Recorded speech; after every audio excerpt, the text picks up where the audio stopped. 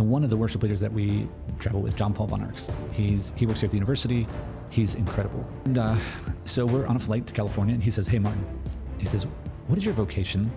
He said, if you had to say, like, what is your role, what is your role as husband and father? And I was like, I don't know, to provide for my family? That's pretty normal, right? No. Your role.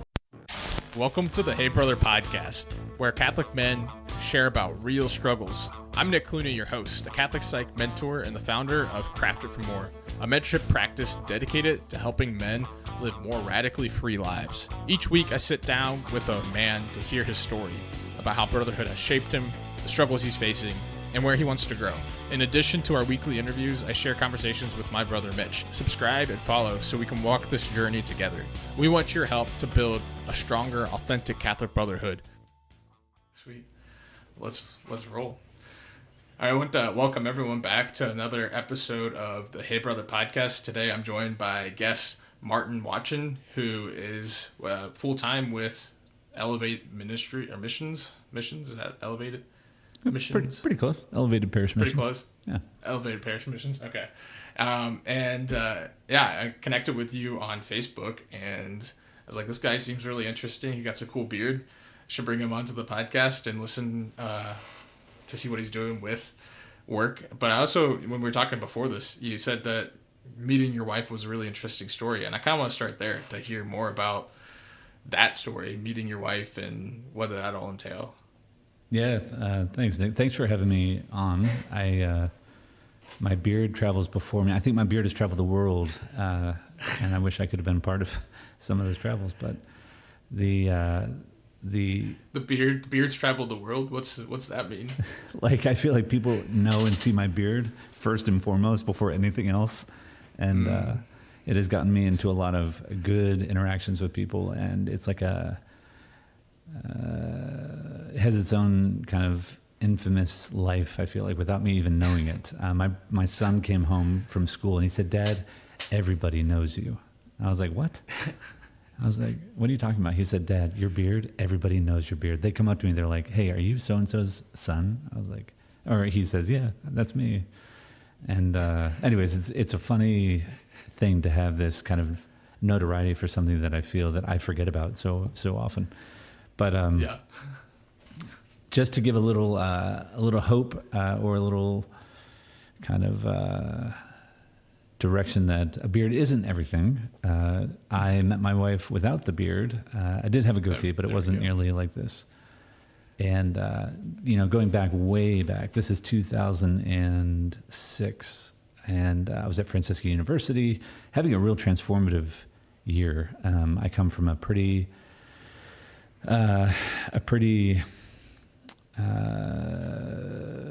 traditional background, I guess. I went to Seton High School Manassas, which is kind of a school that feeds into Christendom. So the woman who founded Seton High School, her husband founded Christendom College.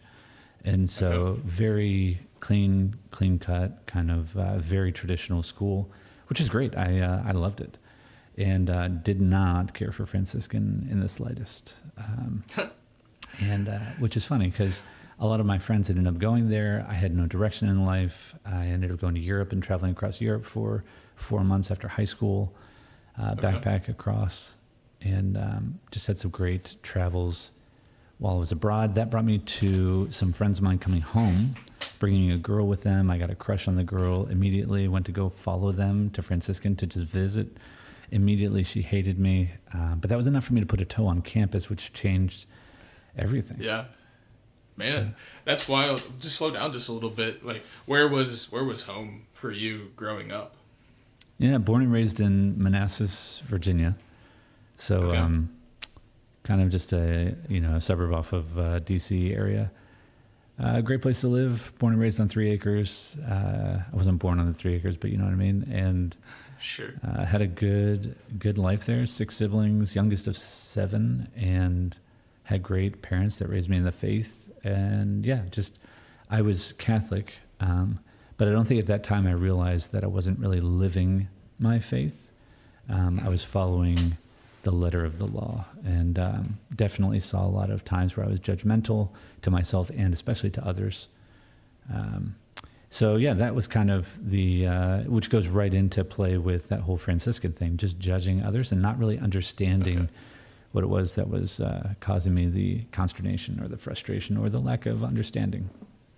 Yeah. So Is that what I was going to ask? That question was like, is so kind of a traditional growing up, and then when you're looking at Franciscan, what are you seeing like about Franciscan that you're judging? You're like, that doesn't check out with growing up. What was that? This, right? Like, I That- mean, that the hands up. yeah, the charismatic direction, the more charismatic faith that they were expressing was it was just really challenging for me. It was not something that I understood, and so, instead of trying to understand it, I just teased or made fun of or judged them, and it was super immature and not the way we should go about things, for sure. But that led me to following that girl who I had a crush on. Got there, she hated me instantly. Hate's a strong word. She didn't want to have much to do with me, but I was able to just go to campus, and I went back 6 more times within that 6-month to 8-month period, brought by a friend of mine's dad, Pat Mooney. And I owe Pat everything because he was going out for different reasons. I kept tagging along, and finally he said, "Why aren't you going there?" And that was when I started thinking about going there. So I went as a non-trad when I was 20, and that was definitely a pivotal moment in my life. And even attending, it was kind of like, you guys do your thing, I'm gonna do my thing, and we're okay, right? Yeah. But so you didn't have any college background. You just decided it, like, okay, I'm jumping in here at the age of 20. Yeah, pretty much. Yeah. So I didn't have any direction in life. I probably do this more often than I would like to. I should admit, or it's just, I don't know. I just do. It's kind of the thing. I just feel so that this is blank, that this is what I need to do, and I take action. And been really. Yeah, I mean, it's really been interesting to see that throughout my life. But there's something that happened in 2006 that is the anchor that kind of gives me like the okayness for doing that now. And that was, I started school in 2005 spring, and in the spring of 2006, I went on the Born of the Spirit retreat, or Born in the Spirit. I think it's Born of the Spirit. Anyways, it was a big thing back then to go as charismatic, designed to really open you up to the gifts of the Spirit. And so going to that, really hearing about the gifts, everybody wanted the gift of tongues. I was like, you just keep that to yourself. But one of the things I heard about was the gift of wisdom. And it's interesting that as I was raised, I learned the Baltimore Catechism.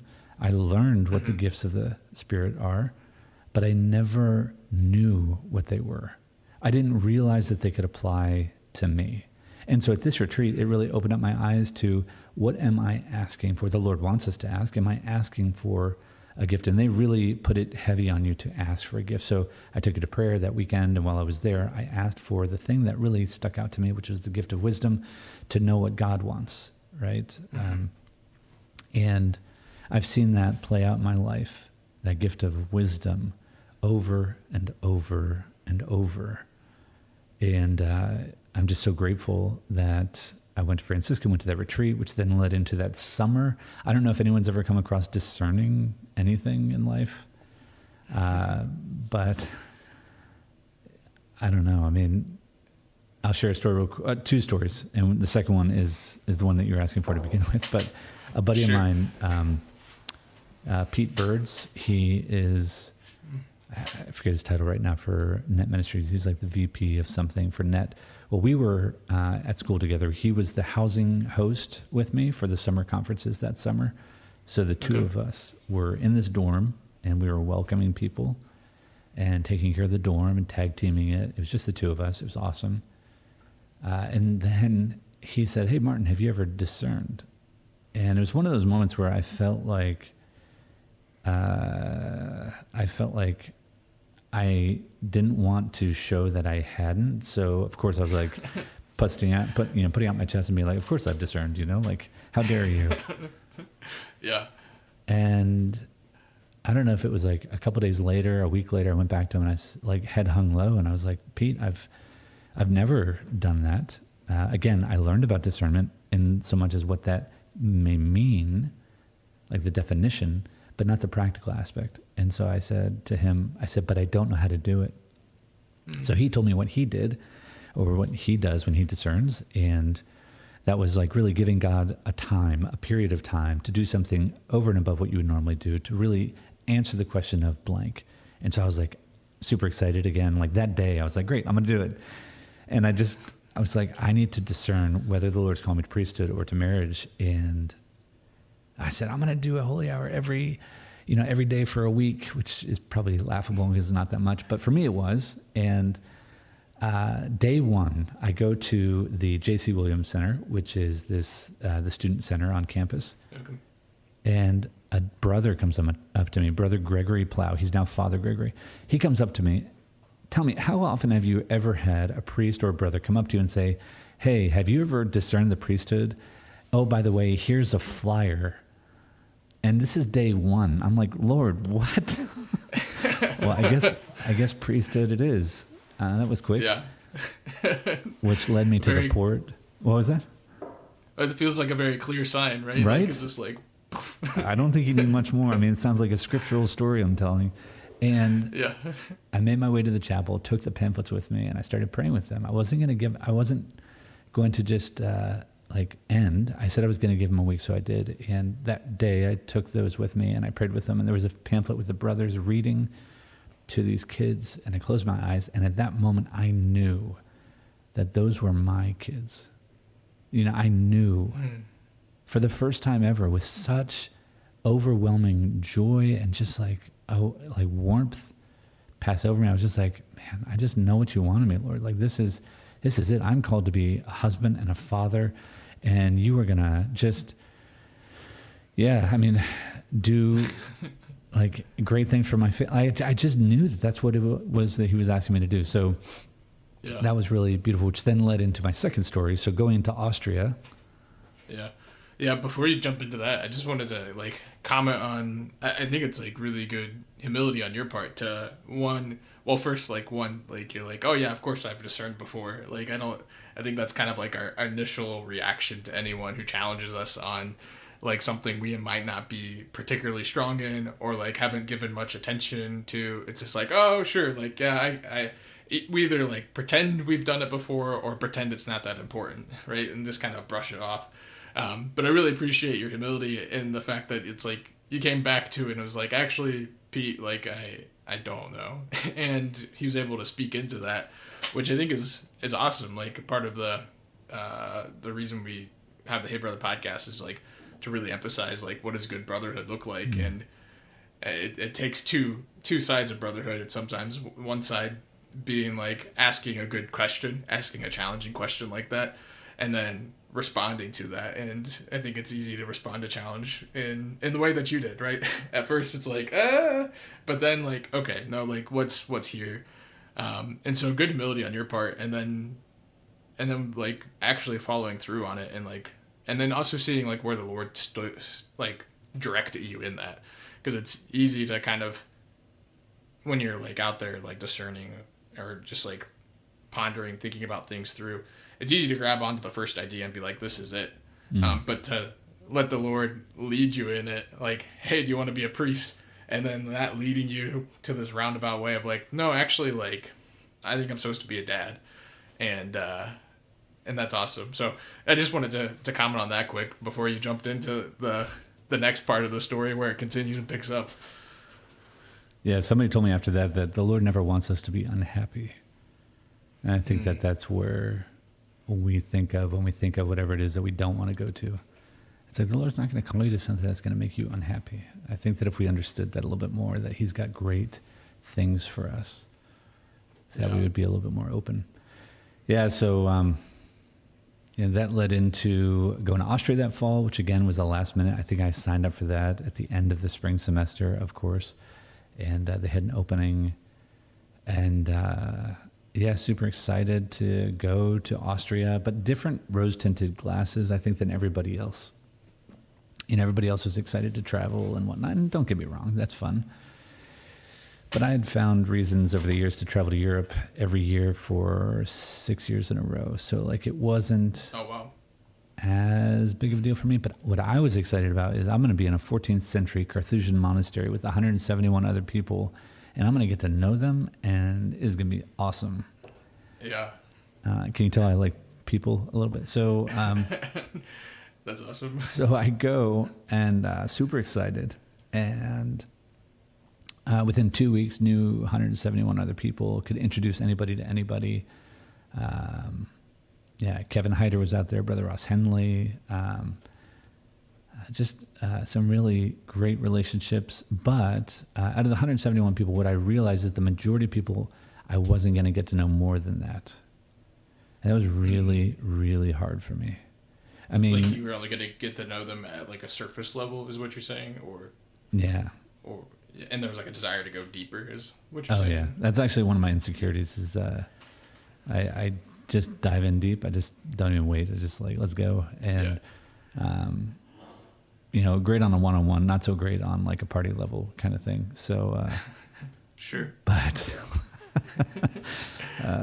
that's you're like an hour into your story with like 15 people around you, and be like, well, maybe I've slowed down a little bit. I think people see me and they kind of like walk the other way kind of thing. It's like, oh. So sometimes I go and I'm like to like a shindig. I'm like, okay, Martin, just be light and breezy. Just anyways. But yeah, so just really desires to get to know people on a deeper level. Yeah. I was pretty immature. Immature is not the right word. Maybe immature. Not in like a negative way, but just I haven't grown. I didn't have a lot of opportunities like this, so I was a little naive and excited. So anyways, I got to know everybody, their name, and I'm going through the semester, and mind you, I had a couple dozen people there that I knew well. Okay. So it wasn't like I was alone, but it wasn't like diving deep like I thought it was going to be. Yeah. And so go through the semester. I was taking a 400 level German class, long distance with campus. So I had to give a 30-minute presentation one night. Now, before I jump into that, there was this one thing which I found I really don't like. And that's the colloquialism in American English that we have. It's, hey, how's it going?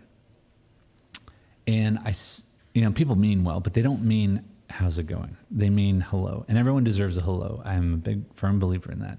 But maybe not everybody deserves a deep conversation. And when we say, hey, how's it going? We're inviting people into a potential deeper conversation. The reality is 95% of the time, the response is going to be good, thanks. But that 5% of the time, what if it's not? What if they're not having a good day? Are you ready for that? And the answer is obviously no, because they're already 10 paces past you. They haven't even stopped to listen to you. They're just like, hey, how's it going? Zoom, and they're gone. Right. So like that lack of authenticity, just, I don't know. People didn't mean bad by it. It's just a colloquialism we have. And it just really was kind of irked me in a way that kind of just constantly ate away at me. Well, I had this long distance class, did the 30-minute presentation, kind of bombed it. It was not that great. And the next morning, I'm just like, I'm between, hey, how's it going? And, lack of people getting to know me or me getting to know them or this class. I was just having a pretty rough morning. Well, this person comes up and she's like, hey, how's it going? I was like, oh, you just asked the wrong person. So I clap her on the shoulders and I pull her out of the way of foot traffic. And for 10 minutes, I just lay into how bad my day was. And, it's interesting when you look back at the challenge I had in that semester and what I felt like retrospectively looking back, how the Lord was preparing me to be bold, to be able to have this encounter with someone so authentically that it would lead to not being able to think about anybody else for the next few days, and then leading to our first date, which then led to getting engaged later on, and then marriage, and now we have 8 kids.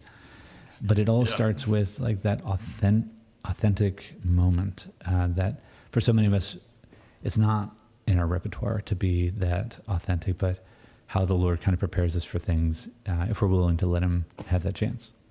So Yeah, that's crazy. Like, to prepare you to be authentic, but then also, like, as Providence, like, for you to bomb the German test, for you to, like, be, like, desiring deeper relationship but not finding it amongst these people who you thought you were going to have it with. And like, kind of hit this place where it's like, all right, I'm just going to jump. I'm like, I need to tell somebody, like, what's going on. And like, his Providence, like, takes from there. What would you say, like, that was, so that movement towards the person who then became your wife, that woman, was that like something you wouldn't have done otherwise, or like, what, when you mean growing in authenticity, like, what does that mean? Yeah, just kind of boldly saying it like it truly is. You know, I am not the type of person to kind of clap someone on the shoulders and pull them out of way of foot traffic. I'm more of the guy who's like more. I'm a people pleaser, kind of, unfortunately, to a fault at times. So inconveniencing people is like the worst thing I could do, and that's what I was doing at that moment. And I knew her name, and that was it. That literally is all I knew. Yeah. And but what's funny is you hear her side of the story, and she's like, wow, I've never experienced someone who was so honest and so authentic. And she said that changed like everything for her. So it's cool to see both sides. We were both kind of seeing the same diamond in the rough, if you will, right? Like from different angles, and recognizing that it was a good, just not knowing that it was going to be that good, that we were going to, have our first date in Rome a couple days later and continue the relationship in Assisi a couple days after that, and kind of let it spiral out to what it is today. So that's fantastic. That's so good. And it's crazy, like, how this journey of like coming to Steubenville, like, and like how you're following, just like where you feel the Lord's calling you along the way, to eventually meeting your spouse, and then, I know where the story leaves off, because we were talking about this before the podcast, right? You're in Steubenville, now doing Elevated Parish Missions, but what was life like in that in between space? Were you guys get married right after college? Do you guys, find jobs? Where's the story go from there? Yeah. Remind me to talk about provision at some point, because I think that's something really important. But so coming out of college, I was gung-ho on getting married, and she decided to before she met me, she was going to do net for a year. Okay. And that was she said, after we got, it started going out, she said, maybe I shouldn't do net anymore. And I said, don't change your life because I'm here. If there was something you were going to do, I want you to do it. So she did that. We were able to see each other about 5 times throughout that year, which for net couples is pretty good. And then at the end of that, she wanted to go a different direction from me, and because she wanted to do a second year of net. Like, net is so powerful. Such a good opportunity of just evangelizing that she wanted to continue that, and I appreciate that. I get that. But it was really tough, really, really tough for me to go through that graduation / distancing. So I had a lot of her sisters, her girlfriends praying for her mom, just like what was going on. And so we kind of were able to sift through that, get solidified, I guess, in our direction in life, get married coming out of school in 2009. I graduated in 2008, she graduated in 2009, and then we got married that fall. I worked for the government doing armed security as a contractor. So pretty machismo job for 5 years. I became a lieutenant, which was cool. Never shot a gun before in my life, and I was getting perfect scores at the firing range, which was cool. Nice. And became like this staple for me. I learned how to hunt while I was there because a buddy of mine there was a hunter. Started to learn a lot of the things that set me aside now while I'm in Steubenville that people know me for, which is funny because I'm just a guy, but like people see the beard and they know that I've got, some guns and I go hunting, and I've done some Yeah. things that they're just like, wow, like, I don't know. But I'm just, I don't know. It's interesting how that's like a later in life thing, not growing up being the hunter, like, but that's something you discovered along the way. So you became active military in there is. It was a that- organization that was run by former Marines, but it was civilians that were working armed security for a site in Virginia. And so I had to get my clearance and get all that stuff, and did that for 5 years. But I was working a ton, and we could barely survive in Virginia. And that's where we were living. And so we had some family around, and supposedly there was great community, but not by us because we were 40 minutes out. So it was really tough. We had a couple of kids, and a number of times I would come home and Jess was just in tears, and we ended up moving in with my parents, which was good and maybe not so good because my brother and his wife were also living there. Oh, wow. So it's a full house, but they had a big house. They had a 7-bedroom house. It wasn't like we didn't have space per se, but now you've got 3 sets of parents parenting our kids, and that was really tough. And Yeah. so she asked one time, she knew her sister was in Steubenville with her husband, and Jess was like, I'd really like to move to Steubenville if that's possible. And she knew that there was a job opening up in the conference office for the Steubenville conferences. And so I applied, and I got accepted, and I stayed on part-time in Virginia, and I took on the full-time role at Franciscan, working for the conference office. So. Okay. Wow. And Wow. it's kind of crazy because I worked full-time at the university, but I also went to Virginia twice a month. I would drive Thursday night, get in like 11 o'clock at night, wake up at 3 in the morning, work a 16-hour, a 16-hour, a 16-hour, a 12-hour on Monday, and then drive back and then work another full week at the university from Tuesday through Friday. And I did that I did that twice a month for 8 years after that. Wow. That's nuts. Yeah. That's a lot of work. Was that a stressful time frame, like, to be constantly, running from university to government back and forth? It's crazy. It's a 5-hour drive to get to Virginia, and From Steubenville. Okay. yeah. So and I would stay with family, and it was a little stressful. I was just always on the go. But when that's your life all the time, you don't think about it as much. There became one point where Jess and I decided, like, is this what we are doing? Is this what we should be doing? Is this what you should be doing? Are you fulfilling your vocation as husband and father by working so much and constantly being away from us? But I was making as much at the university in Virginia as I was full time at the university. So that's a 50% pay cut to take that on. To drop out. Yeah, that's fair. That makes sense.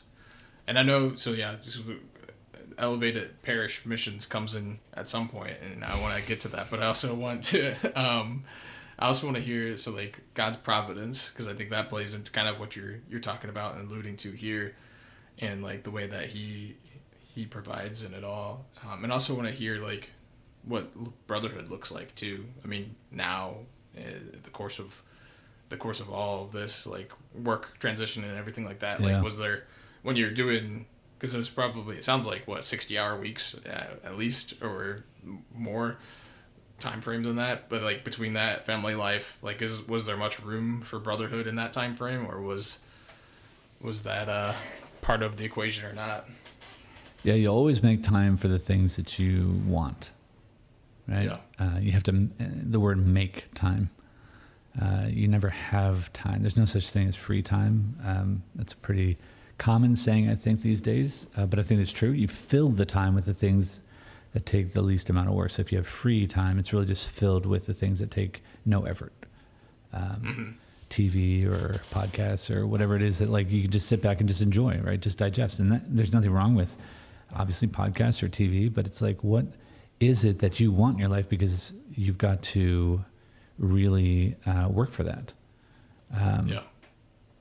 We had a guest on the podcast like a couple weeks ago who's like, you can either be the victim of your schedule or the master of your schedule. And he's like, if you can just kind of let life happen, and then you're just rolling from one thing to the next, get done with work, help out with things at home, get dinner on the table, watch Netflix for a little bit, maybe go on YouTube, get to bed too late, wake up later than you intended, go back to work, rinse and repeat. And like it can really easily fall into like just kind of being a victim of the circumstance. But what you're talking about, we make time. If you make time for things, important things, it's an important thing that like I think guys who are listening could take from that a little bit. Like, how are we doing it? I know myself included. Like, I think I struggle with that. Like, I think I reward myself by like, it was a long day. I'm gonna watch a 20-minute YouTube video and check out. And like, there's nothing wrong with it. But then when you reward yourself with a 20-minute YouTube video and then you click on the next one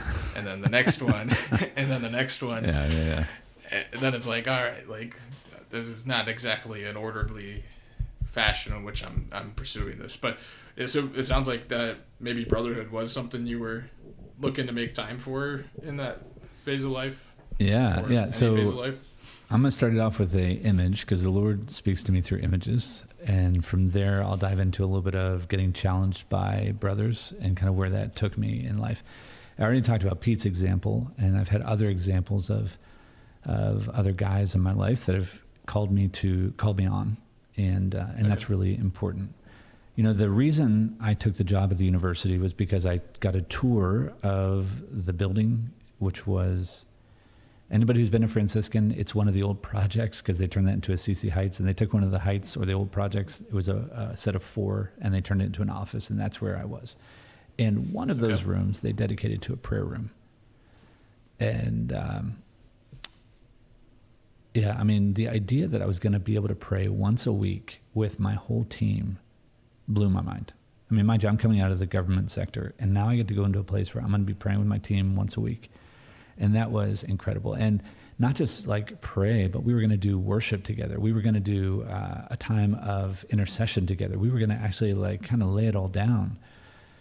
And so that really got me excited. So one of the times that we were there, I got this image of, I closed my eyes and I just saw one of those moving walkways like you see at the airport, right? You got the rails and you're holding on to them and you're kind of going wherever it takes you. And I knew that this thing, which by the way was going through in my peripheral, I knew that there was mountains, lakes, and everything around me. And this thing somehow was going through it all. And it went on to the horizon. And I knew that at the horizon was God, and that this was taking me to God, to go see God. And I got really excited about that. And so here I am on this thing, this man-made device, and I'm holding onto the sides, and it's doing all the work for me. What's the one thing about the horizon is that it's always there. So as I was trying to make my way to the horizon, it never got any closer. So my desire on this man-made contraption to get closer to God wasn't doing that for me. And I don't know why, but I looked to my right, and Jesus was standing right next to me the whole time. And those sidewalls that I thought I was holding on to actually didn't exist. For some reason, I was barefoot. He invites his hand out. He invites me off of this man-made contraption to actually put my toes into what he created for me, which was the grass. And I could see for the first time everything around me. And it just really changed. Like my heart started to race of the joy because I knew that he loved me, that there was this sense of just desire for me, and that he's always been there for me. So that was really kind of an eye-opening experience for me to take into the beginning of working for the conference office, this idea of, God is there, God is with me, and he wants to invite me off of all these other things that I feel are taking me to him, which are not, right? But as I've gone through the conferences, and I found myself working a lot still, even at the conference office, and then we leave our wives in the summer almost. We don't, but we kind of do. They become like conference widows. And I was okay with that. I was listening to one of your podcasts hearing about like work-life balance, and that sometimes it's okay to take your work into your day-to-day life after hours and weekends. And I get a little challenged by that because I think that where the disciples were is they were living their faith. And I think that that is what we need to do, that we need to embrace our vocation to its full. And when we're at work, but like there needs to be that work-life balance. And in the church, it's really tough to embrace, like that's not normal for the church. Like the church typically overworks you, underpays you, and you're lucky to survive. Yeah. And I just don't think that should be the case. I think that when we're home, we need to be with our family. When we're at home, we need to disconnect so that they know that they are all that matters to us. Fast forward, 8 years of doing this chaos, and we started the missions, which is really exciting. We started it at the university. We put 4 years into creating it, and then we put another 2.5 years into implementing it. And it was awesome. Going to parishes across the United States, bringing just this opportunity of worship and the word. So we bring a worship leader, a speaker, and then we do adoration each night. And we're just getting people to get it, right? Like, that's the big question that a lot of parishes have is how do we get our parishioners? How do we get ourselves? How do we get it? How do we get it from our faith being a what to a who? How do we get our faith to be from a checklist on Sunday to a relationship? If the most important part of Mass is go forth, then why do so many people hang up their hat before they even leave church and they're saying, I'll pick that back up when I come next Sunday? And so that's what we're trying to do, is to get people to get it. And super exciting, super invigorating. And one of the worship leaders that we travel with, John Paul von Arx, he works here at the university. He's incredible. He's such a man of God, a man of desiring to hear the voice of the Lord in his life and to guide others and mentor others. And so we're on a flight to California, and he says, hey, Martin, he says, what is your vocation? He said, if you had to say, like, what is your role what is your role as husband and father? And I was like, I don't know, to provide for my family. That's pretty normal, right? I mean, that's how I was raised. You provide, the man provides for his family. Little did I know that he just had spiritual direction with somebody the night before who asked him the same question. He answered it the same way I did, and he got the same response, which was, no. Your role is to protect that which has been entrusted to you, and it is the Lord's role to provide. Since the beginning of time, Adam and Eve did not have to provide for what was given to them. The Lord provided everything. How is it any different today? And what was Adam expected to do but to protect that which was entrusted to him? And he failed. And by his failure, we now have to work by the sweat of our brow, but we still work for that which the Lord provides.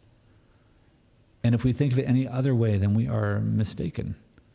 And so that was just like mind-boggling. Now, mind you, if you do the math, this is about the time that I'm starting to all of a sudden have that discussion with my wife about whether or not I should work continuously and kill myself for money. So I just really started thinking about this, and I've taken it to prayer a lot. And what the Lord has shown me in an image is, this doesn't really work because a yoke binds you to somebody else or something else, but this yoke I think of is just like that wooden thing around my shoulders, which is kind of like chafing me and just causing a lot of discomfort, and it is so heavy. Yeah. And in the image, it's this weight of, whatever. So the Lord comes in and he says, you are carrying something around your shoulders that's not meant for you. You're carrying the weight of the world on your shoulders, and that is meant for me, and that fits around my shoulders. And in its place, I want you to take this yoke, and this one fits you perfectly around the shoulders. It is light and is the gift of faith. And that's what you are called to carry. And I'll tell you, this whole thing is just kind of, it's been a few years now. It changed everything. I mean, it just really opened my eyes. And I've had this discussion with guys who are concerned about having kids or having another kid, and or like, what is the Lord calling them to do? I'm not here to say that I don't know the answer, but I do ask them, what is your role?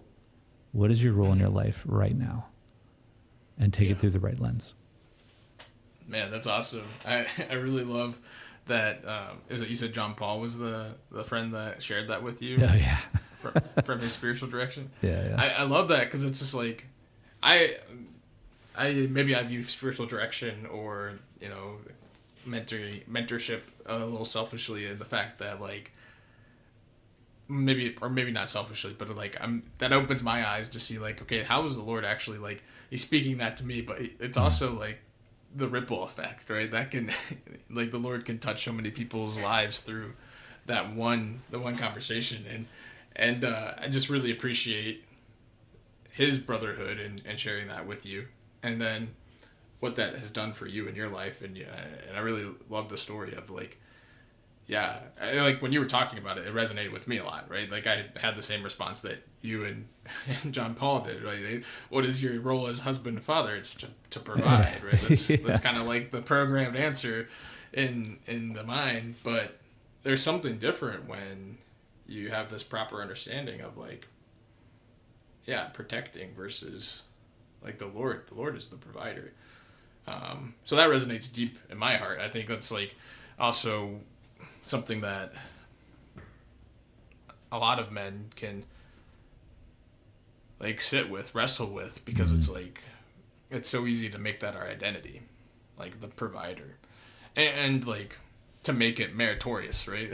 Like to be like, yes, this is the good thing, this is what I'm supposed to be doing, but then to see like actually like this is me making more my identity about what I do as a worker, what I do for a job, what I do for XYZ, when there's a deeper identity piece here that's missing. And I think every man can grow in learning how to receive and then protect.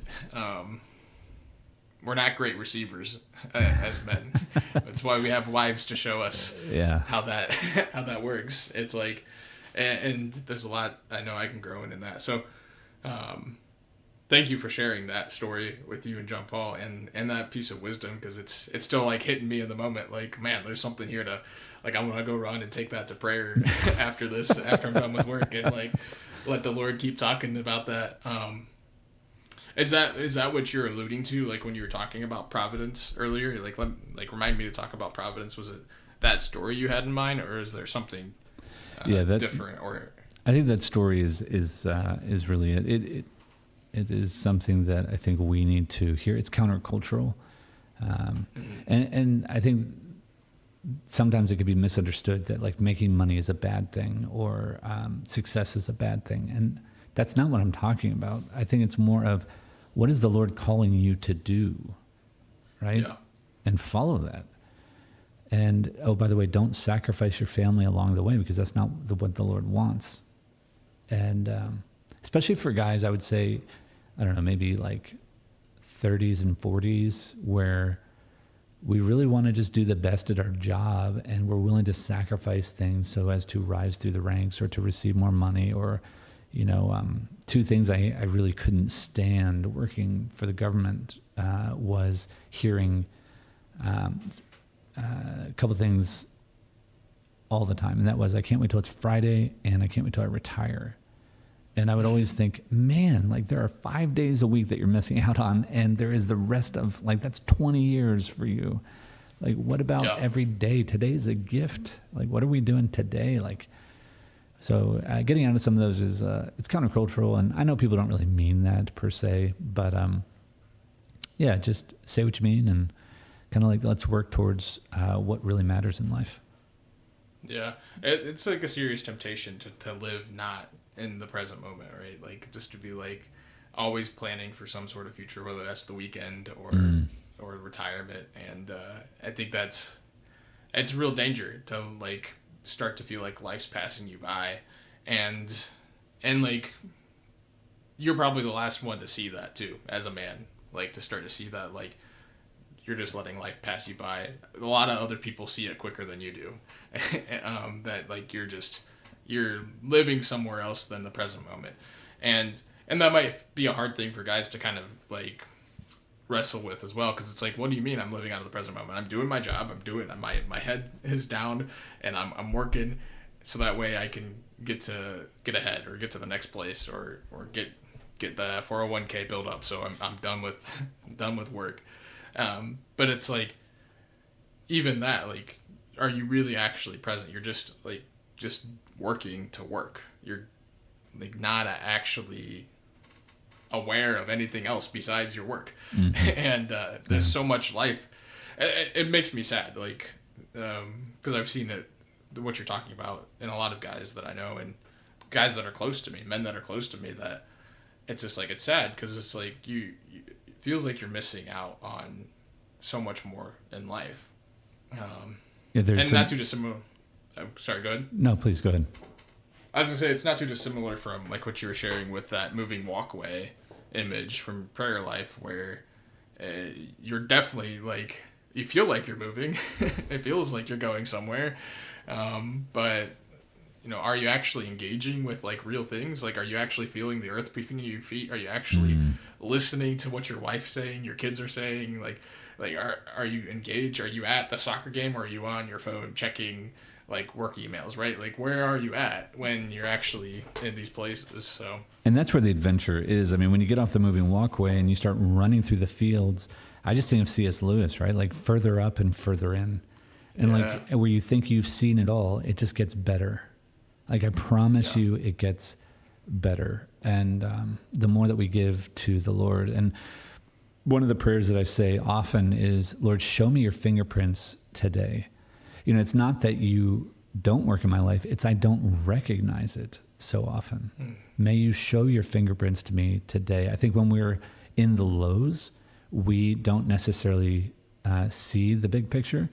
But if we could lift ourselves, be lifted up, receive the grace for today, and just kind of get up and out of that, wherever that low point is, we'll see that low point is just one of the lines of the fingerprint of God in our life, the highs and the lows.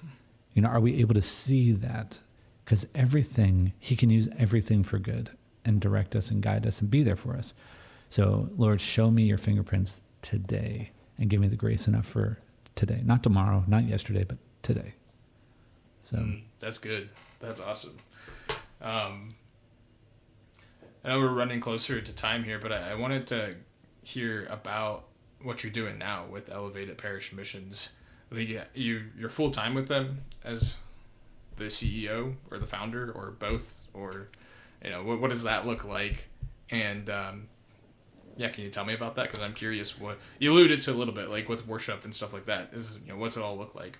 Yeah, so we were doing the missions at the university. They decided to put their resources elsewhere, so they were shutting the program down. That really rocked my world when that happened. I actually left that meeting and went to the chapel, couldn't hear anything, fell to my knees and cried. I went to my boss's office and I just vented. And we were in the same boat because we were both all in on it. And then after that, I went home to my wife and I just collapsed in her arms. I mean, I was a hot mess, and it took me a couple months to collect myself. I met with Father Dave, kind of expressed my desires of, I love this. I think it's necessary to keep this going. And the only way to do that then is to leave the university and start my own nonprofit to keep it alive. And so that's what I did. My wife is 1,000% on board. My boss and I left together. So now we're co-founders and partners in this. And so last September was our official launch. The university was been really good to us. We were able to continue on with what we were doing. We changed the name to Elevated Parish Missions. And we're invited into parishes across the U.S., as I said, to walk with a parish team for a few months leading up to the mission. We execute the mission, and we are hearing so many miracles and just so many great things. But what is something that's really important is our exit strategy, which is to be a disciple. We go through this messaging on night 1, which is to encounter the love of God. Night 2 is to respond to that love. So charismatic message of love, which is like God so loved the world that he sent his only son to die for us, so we might have eternal life. Going into the responding to that love, which is the prodigal son, that we go back into the loving arms of the Father. No matter which son you are, whether you're the one who left or the one who stayed, like we fall into one of those camps. And then the last is to take forth that love, not alone, but with one another. And that's important. And again, the other important aspect is with the Holy Spirit, empowered by the Holy Spirit. One of our speakers he said it so eloquently. I love it. And that is that, Emmanuel is God with us, which is incredible. But the Holy Spirit is God in us. And how often do we forget about that? I mean, he said it is better that I leave, that I can send the advocate, right? You will see and do better things than what you've seen here. But we kind of take all of that for granted. And it's like, no, we can't. So we kind of direct people to something that the university has, which is called the Discipleship Quad program. It's a great opportunity for 4 men or 4 women to walk with each other on a weekly basis. I've been through it twice. I am a huge fan of it. It's 90 minutes a week, 4 men, 4 women. So there was a lot of research put into why 4, and all the content was written by Deacon Bob Rice, who's a professor here at the university. And it's founded upon scripture and tradition and the catechism and whatever. I mean, it's just a ton of stuff compiled. It's like everything in one. It's a one-stop shop for growth in evangelization. And walking with 3 other men twice, you grow so close to each other. But it's not something that just happens. You have to make the time. You have to make that commitment. And those guys that I walked with, I could still call them brothers today. Yeah. That it was so powerful to talk about the highs and the lows, to pray together, to ask people to pray for you in certain ways, to grow in the faith together, and to just be there for one another. So you said it was the Quad? Yeah, it's called Discipleship Quads. I think they're starting a new website for it called quad.com or quads.com. But anyways, right now it's hosted under the Catechetical Institute at Franciscan University, Discipleship Quads. And I encourage anybody who's looking for something to do so as to not just get together and twiddle your thumbs, but you're looking for a direction to go. This is a great way to do that. It holds your feet to the fire to grow in memorizing a scripture verse, heaven forbid, right? And really grow you to just challenge yourself and others around you, hold each other accountable to what you said you were going to do that week. And there's lots of programs out there. I always tell people, if you're doing something, that's awesome. If you're not doing anything, here's a good resource, right? But the goal is do something. Because brotherhood, I know you've asked other people in the past, like, what does brother mean to you? Or what does brotherhood mean to you? We need people there that we can express honestly about who we are and what's going on in our lives, the good and the bad, and to be able to share that and to have people know that we exist and that are willing to go to bat for us and be there for us. Living here in Steubenville, I've had some friends here who are second to none, just like brothers through and through. And I've got biological brothers too. I've got 4 of them. Yeah. And I talked to 2 of them, and I don't really talk to another 2. And it's not out of hatred for any of them. I mean, I love my brothers so much, but we just weren't raised that way. We were kind of separate, like, I don't know, aloof a little bit. It just wasn't, we don't really go into the deep things per se. And a lot of things are agenda driven, but it's like, man, just to get to people and just talking about the things that matter, things that are challenging, and things that are exciting, to be blessed by others and to walk with others, because we need people to hold us towards the end goal, which is to heaven. So if there's one last thing I could say, and not that we can't talk more, but if there's one thing specifically, and this is something that, no matter what I've done in life, through definitely a lack of before marriage and a lot more of since being married, is love. I can't express that enough. If you're looking for a secret sauce, there is none, but I will say that love is the thing that we were called to do. I mean, the 2 greatest commandments, to love God with everything you have and to love your neighbor as yourself. And when the individual was described that repeated it back to Jesus, what did Jesus say? He said, you are not far from the kingdom of heaven. You want to be not far from the kingdom of heaven? Why don't you start loving those around you? Love your spouse. Love your kids. I mean, I've had encounters with my 14-year-old that are driving me insane. And we had a fake counseling session with a priest who's from Africa. He's a counseling student, and he asked if he could do a session with us. And we expressed some things with him about, it was Liam and I, about like, he won't listen to me. And Liam said, yeah, you're right. And he said, I will defend myself even if I know I'm wrong. That's what I'm up against, right? He knows he's challenged or wrong in something, and he's still willing to fight to the death for it. And it's a healthy thing. He's growing to learn to make his own decisions, which is great. But no matter what argument, challenge, or difficulty I have with my son, I will never leave it without saying, do you know that I love you? Like, I'm not going to just beat around the bush. I'm going to cut through it because it kills me to say it right now because I'm not feeling it. But love is not a feeling. Love is a choice. And I need you to know that I love you right now. Or the one time where I get home from work and I've been working, this is in the time of working in Virginia, I'm so tired. I walk in and Jess is on the other side of the kitchen. She's crying. And I look at her and she looks at me. All the kids are asleep. And she says, I said, what's wrong? Because I knew something was wrong. And she said, I forgot to pay the mortgage. And I'm like, in my mind, I am so angry. I mean, I have reddish hair. It's not as red anymore. It was when I was younger. But like, there are rooted things of anger within me. And it was like so evident. I was like clenching my fists. And I walked over to her. And in my mind, I just wanted to say, what were you thinking? Like, you had one job. You have one job. Which is a joke, by the way, because she's at home taking care of all the kids, keeping the house pulled together. She's doing a bazillion things. But of course, all I can think of is, you just had to pay the mortgage. And I wanted to strangle her. I mean, I was so furious. And I went over to her and I didn't know what was going to happen. And I wrapped my arms around her and I just leaned into her. And it like killed me to say this. And I just said, everything's going to be okay. I mean, that, to me, I look back and I'm like, holy cow, like, that was a God moment. Because that could have gone one of two ways. That could have been like a definer of my relationship with my wife in one of two ways. And by the grace of God that day, he won out. And but love above all, I just can't express it enough that, like, if we're going to make it as men, we need to be able to embrace those around us. And that includes ourselves in love. Man, oh man. Praise God for that witness. It's such a heroic charity.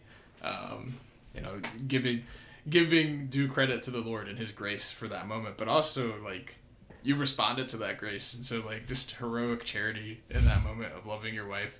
And it's such a relatable experience too, like as men, like what do we wrestle with most? Chastity and like anger.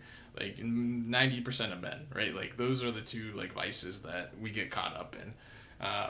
And not to like make it reductionistic, but like those two things, like how are we handling our emotions and how are we handling, lust?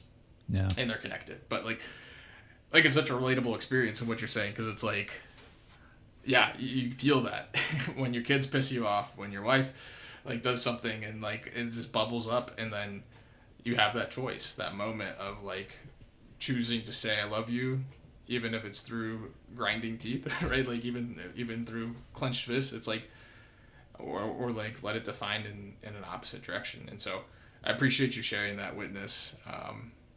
It's awesome. And I also like too, like when you're talking about just like the whole premise of it being about love, that's something that the program that I went through with Catholic Psych and like what I use in my mentorship, like that's where we always come back to is relationship. And for men, it's more foreign to us to know that we're relationally oriented, but that is the end goal. Like we're made for relationship, broken in relationship, and healed in relationship.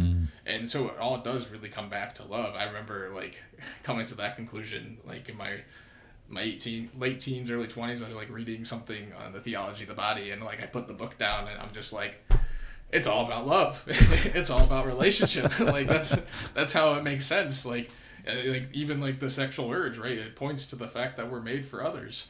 And so I love that you pointed to that as like, what can we do better? Always relationship. And for men listening, like the more we can let that penetrate our hearts and like wrestle with that, the more we can start to see how that's like the case. It's like relationship is at the crux of everything. Like when you're talking about even Narnia, further up and further in, I just got done reading because I hadn't read through the whole series. I read it like maybe 2 weeks ago, I finished the last battle, Oh, where no. they're going through that sequence further up and further in. The more real things get, and like, what's the most real thing that we can experience in this earth is like through relationship, is like love. That's when life becomes real, like saturated in meaning, saturated in like actual experience, and until then, like, it